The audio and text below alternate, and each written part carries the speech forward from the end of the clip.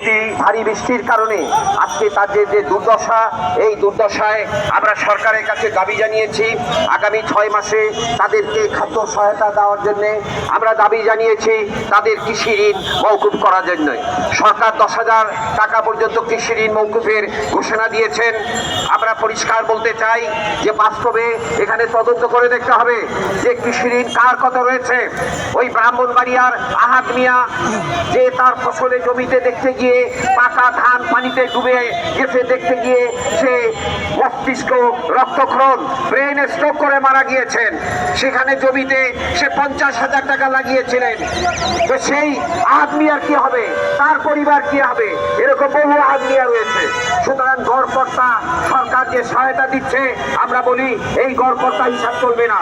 প্রকৃতপক্ষে 6 মাসে নগদ খাদ্য সহায়তা দিতে হবে, তাদের কৃষি ঋণ মওকুফ করতে হবে এবং গবাদি পশুর খাদ্য বিনামূল্যে দিতে হবে এবং যে সব পাকা ধান কাটা হয়েছে জলের মধ্য দিয়ে পানির মধ্য দিয়ে সেই ধান সংরক্ষণ করতে হবে।